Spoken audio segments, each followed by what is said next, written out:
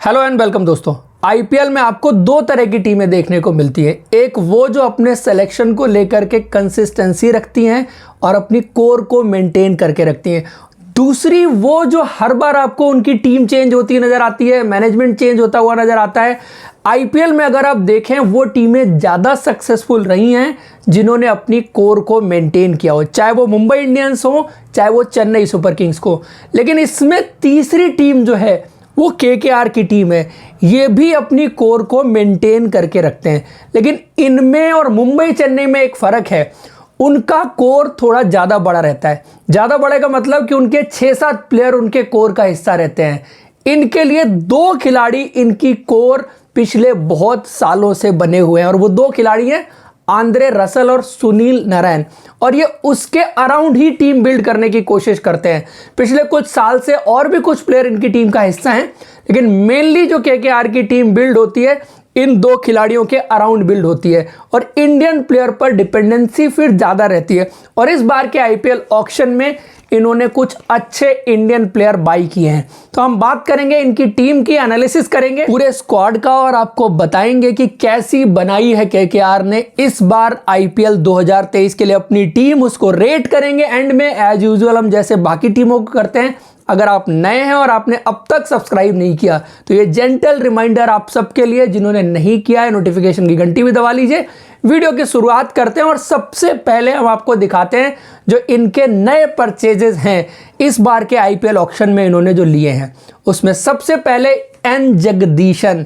इस बार डोमेस्टिक में इन्होंने बहुत सारे रिकॉर्ड बनाए हैं और जिस तरह से इन्होंने बल्लेबाजी की है तो ऐसा लगा था एक बार को देख करके कि इनकी बल्लेबाजी जो चल रही है वो आईपीएल ऑक्शन के लिए ही चल रही है, क्योंकि जितनी विस्फोटक बल्लेबाजी ये कर रहे थे तो ऑडिशन अपना जरूर आईपीएल ऑक्शन के लिए दे रहे थे और केकेआर की टीम ने इनको पिक भी कर लिया है। उसके बाद वैभव अरोरा, इनको इंडियन फास्ट बॉलर की ज़रूरत थी और वैभव अरोरा वो डिफरेंट वैरायटी ज़रूर इनके अटैक में ऐड करेंगे और शायद बैकअप ज़्यादा होंगे, मेन गेंदबाज कम होंगे इनकी टीम में। सुयश शर्मा को लिया है और उसके साथ डेविड बीजे, जो मैंने आपको पहले भी कहा था कि इनको बैकअप चाहिए होगा आंद्रे रसल का, क्योंकि उनकी फिटनेस एक हमेशा कंसर्न रहती है। तो ऐसे में डेविड बीजे उनके एक बैकअप होंगे। और साकिब अल हसन का लास्ट मोमेंट जो इंक्लूजन हुआ है ये शायद इनके लिए एक बड़ा और अच्छा डिसीजन मैं कहूँगा जो इस बार आईपीएल ऑक्शन में इन्होंने लिया। Mandeep Singh, again Indian batsman बहुत सारे हैं इस टीम में, तो उनके बैकअप के पॉइंट ऑफ व्यू से कुलवंत खजरोलिया, आपको लेफ्ट आर्म फास्ट बॉलर कभी किसी स्टेज पे चाहिए तो उस पॉइंट ऑफ व्यू से, और लिटन दास जो इन्होंने रहमानुल्लाह गुरबाज को ये ट्रेड करके लाए थे तो उनका बैकअप कह लीजिए, या ये पहले खेलेंगे या लिटन दास पहले खेलेंगे, वो तो हम अभी 11 बनाएंगे तो उसमें जरूर डिस्कस करेंगे। तो चलिए अब आगे बढ़ते हैं और 11 बनानी इनकी शुरू करते हैं। 11 की शुरुआत एक खिलाड़ी इनके लिए जरूर होने चाहिए, वेंकटेश अय्यर। जब वेंकटेश अय्यर को ओपन कराई थी उन्होंने, सिर्फ 7 मैचेस के अंदर केकेआर का पूरा कैंपेन उन्होंने फर्श से अर्श पे ले जाके रख दिया था। तो उस तरह का इम्पैक्ट डालने वाला प्लेयर जो था वो था वेंकटेश अय्यर।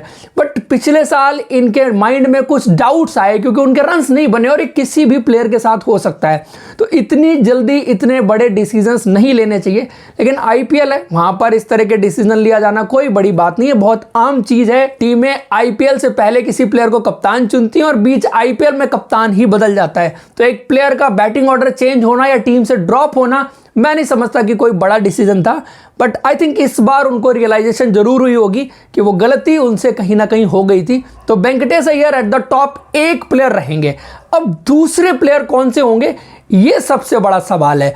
उसमें ये इंडियन प्लेयर की तरफ जाएंगे या फॉरेन प्लेयर की तरफ जाएंगे, क्योंकि इंडियन ऑप्शन बहुत सारे हैं और फॉरेन ऑप्शन की तरफ भी अगर देखें तो फॉरेन ऑप्शन कोई ऐसा नहीं है जिसको लेकर आप बहुत ज़्यादा टेम्पटेड हों कि यार नहीं यार इसको तो खिलाना ही खिलाना है, ये प्लेयर श्योर शॉट होना ही होना चाहिए। रहमानुल्लाह गुरबाज जिनको ये गुजरात से लेके आए, ये उस टीम में भी नहीं खेलते थे। लिटन दास पहली बार आईपीएल ऑक्शन में मेरे ख्याल से पिक हुए, पिछले साल फिलहाल आईपीएल ऑक्शन का हिस्सा ये नहीं थे, ना इनको किसी टीम ने खरीदा था। तो मैं तो प्रेफर करूंगा कि जो बंदा रन बना रहा है, जो रिकॉर्ड पे रिकॉर्ड बनाता जा रहा है, आप उसको खिलाओ। मैं तो अपनी 11 में रखूंगा एन जगदीशन को along with Venkatesh Iyer. Left right की जोड़ी भी आपको मिलेगी और दो अच्छे और इनफॉर्म बैट्समैन मिलेंगे। इसमें एक छोटा सा चैलेंज आएगा जो मैं आपको बाद में जरूर बताऊंगा। नंबर 3 की बात करें तो इन्होंने नीतीश राणा को भी नंबर 3 बहुत खिलाया है और श्रेयस अय्यर पिछले बार इनके लिए 4 नंबर बल्लेबाजी कर रहे थे, बट श्रेयस अय्यर के लिए ज़्यादा सूटेड जगह जो है ना T20 क्रिकेट में वो नंबर 3 है। तो मेरे प्रेफर्ड नंबर 3 जो श्रेयस अय्यर होंगे। नीतीश राणा 4 भी खेल सकते हैं और बहुत सारी क्रिकेट उन्होंने 4 नंबर पर खेली है, तो 4 नंबर हो जाएंगे नीतीश राणा। उसके बाद 5 नंबर की बात की जाए, रिंकू सिंह इनके लिए इस बार की स्टार्टिंग 11 का हिस्सा होने चाहिए थे, लेकिन जो इन्होंने साकिब अल हसन को ले लिया है तो अब कहीं ना कहीं साकिब जो वैल्यू ऐड करेंगे इस टीम में अपनी बल्लेबाजी के साथ गेंदबाजी में भी, तो इस वजह से मुझे लगता है कि अगर आपने at the top foreign batsman का ऑप्शन ऑप्ट नहीं किया तो आपके पास ये लग्जरी रहेगी कि आप यहां पर साकिब अल हसन को खिला सकते हैं। बट आपके पास चॉइस एक और भी है, आप साकिब को ना खिलाएं, रिंकू को ही खिलाएं। मैं बताऊंगा आपको एंड में जब 11 खत्म होगी क्यों ऐसा है। आगे बढ़ते हैं और अभी मैं मान लेता हूं कि 5 नंबर पर मैंने रिंकू को रखा है। 6 नंबर आंद्रे रसल, कोई बात करने की जरूरत नहीं है। 7 नंबर सुनील नारायण, वो भी एक ऑब्वियस चॉइस हैं। 8 नंबर सरदुल ठाकुर, वो भी एक ऑब्वियस चॉइस हैं। 9 नंबर उमेश यादव, वो भी ऑब्वियस चॉइस हैं। लॉकी फर्गुसन इनके लिए 10 नंबर होंगे, वो भी ऑब्वियस चॉइस हैं। और 11 नंबर वरुण चक्रवर्ती, इन पर भी कोई डिबेट और डिस्कशन नहीं होने वाला। बट जो ये रिंकू वाली बात मैंने की है, तो इस टीम में अगर आप देखेंगे कि 3 फॉरेन प्लेयर ही हैं तो impact rule can come in play, come in picture. तो अगर ये 3 फॉरेन प्लेयर के साथ जाते हैं और एक impact player as a batsman या as a bowler as per their requirement वो लेके आते हैं तो फॉरेन प्लेयर को कहीं ना कहीं लेके आ पाएंगे। अगर वो 3 फॉरेन प्लेयर के साथ स्टार्ट करते हैं तो इंपैक्ट प्लेयर रूल इस बार बहुत इंपॉर्टेंट रोल प्ले करने वाला है। सो उस पॉइंट ऑफ व्यू से अगर केकेआर ने स्ट्रेटजी बनाई है तो मैं कहूंगा ये बहुत अच्छा है। अगर उस पॉइंट ऑफ व्यू से नहीं सोच रहे तो आप फिर साकिब को जरूर खिला लीजिए रिंकू की जगह पर, जो आपको बल्लेबाजी में भी चॉइस देगा और गेंदबाजी में भी चॉइस देगा। तो वैसे में अगर आप देखने जाएंगे तो नंबर 8 तक आपको बल्लेबाजी मिलेगी और गेंदबाजी में अगर बात करें तो आपको 7 ऑप्शन गेंदबाजी में भी मिल जाएंगे। आपको 3 स्पिनर के साथ 4 फास्ट बॉलर भी मिल जाएंगे। लेकिन इस टीम की स्ट्रेंथ की बात करते हैं, ऐसी 11 बनने के बाद इस टीम की ताकत क्या क्या होगी। सबसे पहली चीज जो फ्लेक्सिबिलिटी की बात मैंने की कि आप इंपैक्ट प्लेयर रूल का इस्तेमाल बाकियों से करने की सिचुएशन में बेटर पाएंगे खुद को, क्योंकि आपकी 11 ऐसी है जिसमें आप इंडियन प्लेयर्स के साथ खेल सकते हैं और केवल 3 फॉरेन प्लेयर के साथ भी खेल सकते हैं। तो वो फ्लेक्सिबिलिटी इनके साथ है। कॉम्बिनेशन में फ्लेक्सिबिलिटी है कि आप साकिब को खिलाएं या ना खिलाएं, टॉप ऑफ द ऑर्डर आपको फॉरेन प्लेयर चाहिए या नहीं चाहिए।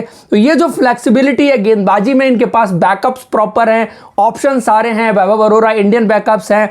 साथ में बात की जाए तो वहां पर भी टीम सऊदी का एक ऑप्शन है, अगर आपको लॉकी फर्गुसन को नहीं खिलाना तो बहुत सारे यहां पर ऑप्शन है। डेविड बीजे यहां पर बैकअप के लिए। तो ये जो फ्लेक्सिबिलिटी है, बैकअप्स हैं, ये इनकी टीम की पहली बड़ी ताकत है। दूसरी ताकत की बात की जाए, इनकी जो गेंदबाजी यूनिट है वो ऑलराउंड गेंदबाजी यूनिट नजर आ रही है। ऑलराउंड ऐसे कि इनके पास तेज गेंदबाज भी अच्छे हैं और साथ में स्पिनर भी अच्छे हैं, क्योंकि बाकी जो टीमें हमने अब तक रिव्यू की हैं उसमें एक चीज दिखी है, या तो तेज गेंदबाजी मजबूत है या स्पिन गेंदबाजी मजबूत है। तो ये यहां पर अगर देखें केकेआर के साथ तो तेज गेंदबाजी भी अच्छी है और साथ में स्पिन गेंदबाज भी इनके पास अच्छे हैं।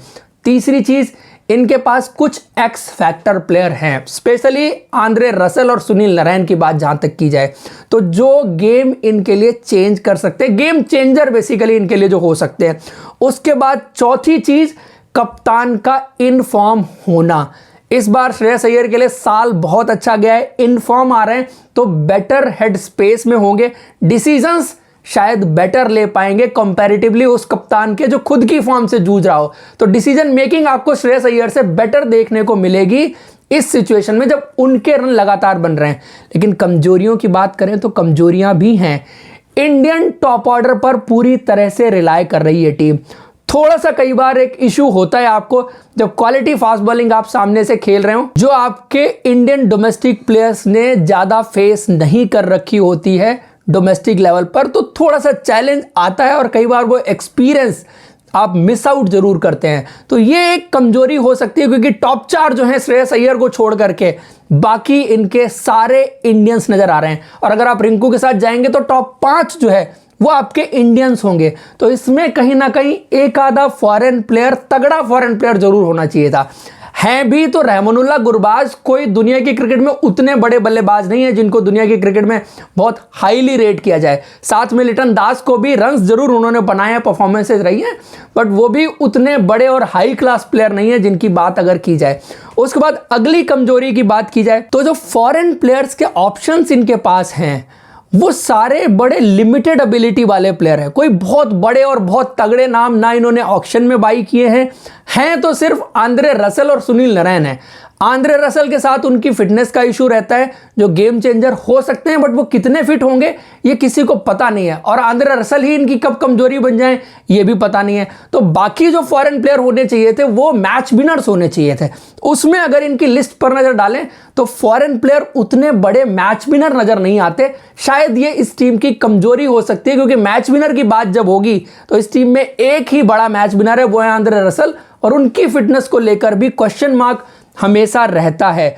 उसके बाद तीसरी कमजोरी की बात की जाए तो फास्ट बॉलिंग में उमेश यादव तो एक नई गेंद के अच्छे तेज गेंदबाज हैं, बट दूसरा नई गेंद का अच्छा तेज गेंदबाज इनके पास नहीं है। क्योंकि गेंदबाजी में ऑप्शंस जब आप देखेंगे तो उमेश यादव के साथ लॉकी फर्गुसन वो भी बन चेंज करना पसंद करते हैं। शार्दुल ठाकुर ने इंडिया के लिए हाल फिलहाल में नई गेंद जरूर करी है, बट उनका जो ट्रैक रिकॉर्ड देखेंगे नई गेंद करने का वो बहुत अच्छा नहीं है, क्योंकि दिल्ली की टीम में थे और दिल्ली फंसी ही यही थी कि शार्दुल ठाकुर को खिला करके उनकी नई गेंद के ऑप्शंस लिमिटेड हो जा रहे थे। तो जो कमजोरी दिल्ली कैपिटल्स की टीम में लास्ट ईयर दिख रही थी वो यहां पर नजर आएगी, क्योंकि बाकी जो बच गए, रसल चौथे तेज गेंदबाज हैं, वो भी नई गेंद पकड़ना पसंद नहीं करते। अब अगर रिस्पॉन्सिबिलिटी दी जाती है तो अलग बात है, बट आइडियली अगर देखें तो सिर्फ एक नई गेंद का तेज गेंदबाज इनकी 11 में खेल रहा होगा। सो दोस्तों, ये था ओवरऑल एनालिसिस केकेआर के बारे में। अब बारी है इस टीम को रेट करने की, तो मैं इस टीम को दूंगा 10 में से 8 नंबर। आप सब कितने देना चाहेंगे कमेंट बॉक्स में जरूर बताइए। वीडियो अच्छा लगा है तो आप लाइक करें, सब्सक्राइब करें, शेयर करना बिल्कुल ना भूलें, क्योंकि आप में से 90% दोस्तों ने चैनल को अभी भी सब्सक्राइब नहीं कर रखा। So please do subscribe. Thank you for joining. Goodbye, see you in next video.